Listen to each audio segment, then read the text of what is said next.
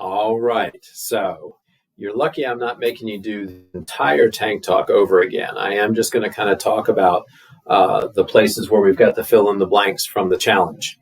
But they're very important concepts. And the reason that I wanted to do this challenge is they're very important concepts that we want you all to understand why you're doing what you're doing when you're in phase one, why everything is important.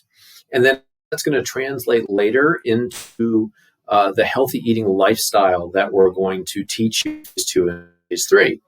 We also want you to be able to talk to these points with your friends and your family and other people to try to help them understand why you eat the way that you do and why it's so important. Okay? So let's work with this from the beginning, right? We've got 3 fuel tanks in the human body. We've got a carbohydrate tank, we've got a fat tank, and we've got our protein tank, right? The carbohydrate tank, what is stored carbohydrate fuel in the body is known as what? It's known as glycogen. Okay? And the second part of that is that glycogen is stored all over your body directly inside what? Your muscle tissue. Okay? All over directly inside your muscles. And that's also what is so important to understand, right? Why is this important to understand? Well, number one, the size of your glycogen tank is dictated by how much muscle you actually carry on your body. So when we look at your in-body and it tells us the SMM number of pounds, that's how big your glycogen tank is, right? And so that's pretty important.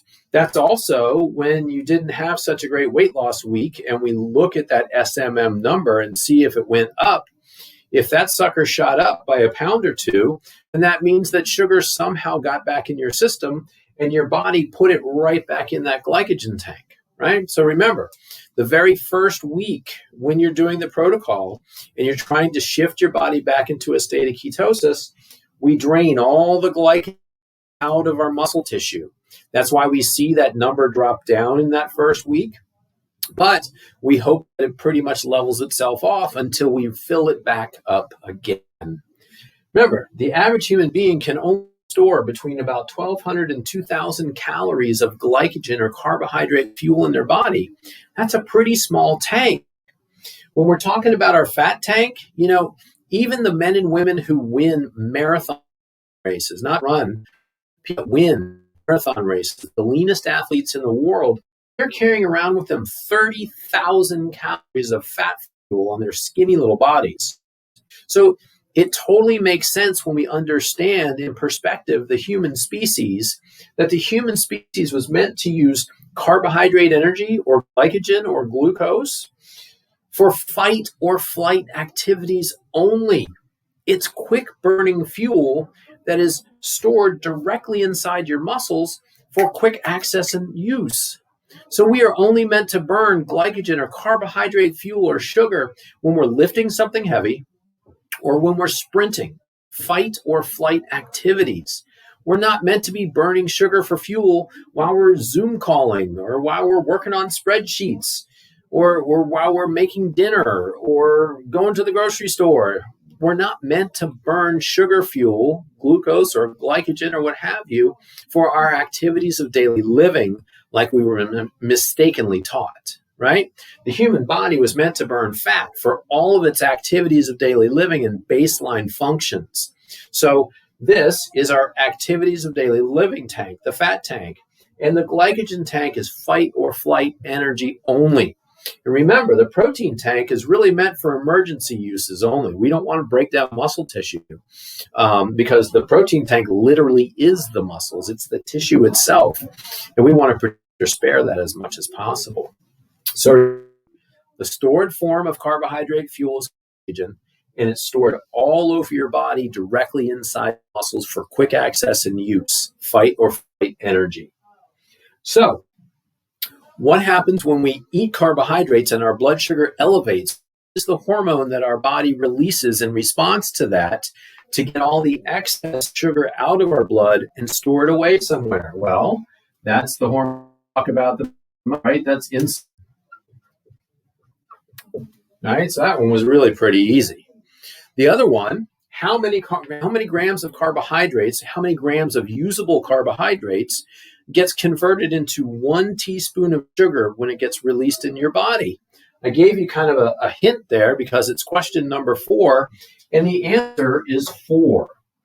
For every 4 grams of usable carbohydrates that we eat, we call those net carbs, right? It's not fiber, it's net carbs. For every 4 grams of net carbs that we eat, that gets released to your bloodstream as 1 teaspoon of sugar. The other important point of that is how much sugar is supposed to be in your entire bloodstream, your entire circulatory system, in order for you to register normal on a blood meter, register 100 mgdl. You're only supposed to have 1 teaspoon of sugar in your entire circulatory system to register normal blood sugar. That's why it's so important to understand we don't really need all that many carbs, right?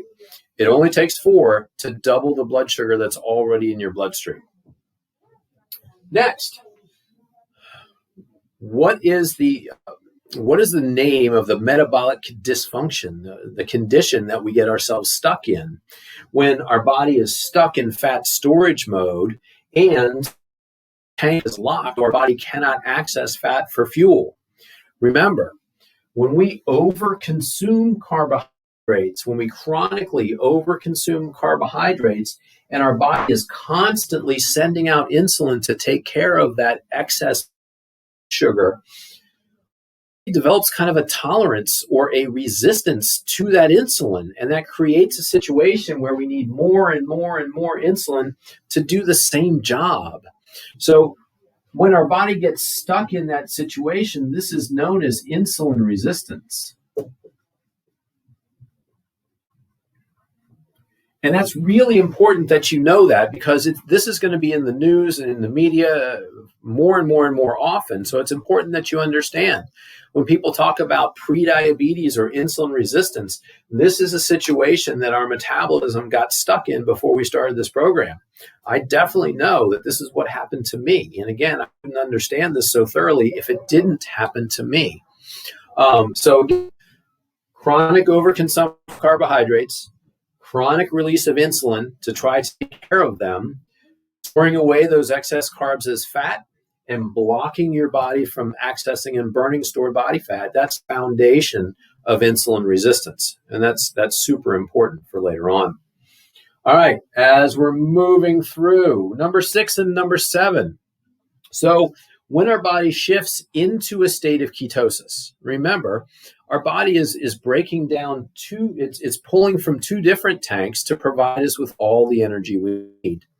It's pretty obvious that when we break down fat, break down a gram of fat, one of the things that we get are these things called ketones, right? And that's why we call it ketosis. So our body is going to use these ketones for energy from our fat. Ketones are clean burning, consistent jet fuel for your body and your brain. Your brain loves ketones. That's why we have a clearer head. That's less brain fog, all stuff, while we're in a state of ketosis. It really doesn't like burning sugar for fuel. Very dirty burning fuel creates a lot of pollutants in our body. And that's why we need extra antioxidants to try to take care of those pollutants, waste product of carbohydrate fuel.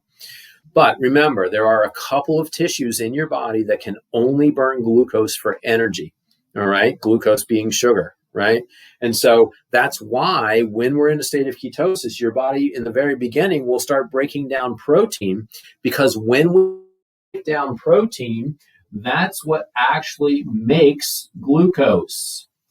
So 2 really important points here. Number 1, glucose is essential to life. If we don't have it, we will die. But because of that, your body makes glucose. We don't need to eat it, right? Did you hear that? Your body makes glucose. We don't need to eat it. Your body would rather control your blood sugar on its own without any help. Your body can break down protein, create glucose. That's my favorite word in all of my education, gluconeogenesis. All right, maybe we'll put it as an extra credit question. What's my favorite scientific word ever? Gluconeogenesis, making new glucose. That's what the body does to provide those few tissues in your body the glucose it needs to stay healthy and survive.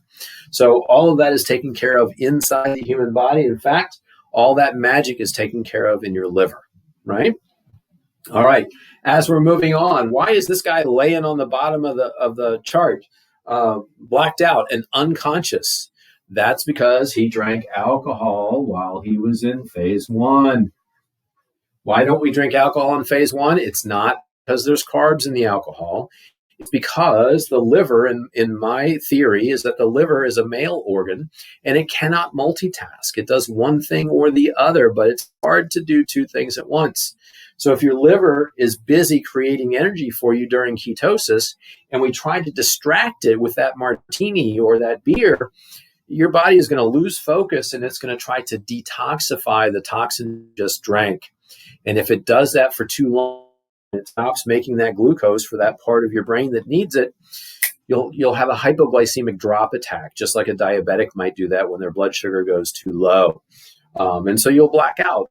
You won't know it's coming. It happens really fast, and we just don't want that to ever happen while you're in phase 1. So that's why we don't drink alcohol while we're in phase 1. All right, number 9. So this crazy thing over here, I like to refer to as the wheel of disease. Because, all around this wheel, we've got all the chronic degenerative diseases are related to this metabolic condition that's so important. And what's fascinating about this is that number 9 is the same answer as number 5. And that answer is insulin resistance. Why is insulin resistance important for people to understand? Well, number 1, it's the most common cause of weight gain and obesity. And then number 2, it's at the root cause, or it contributes greatly to all of the chronic conditions that we suffer from in the United States.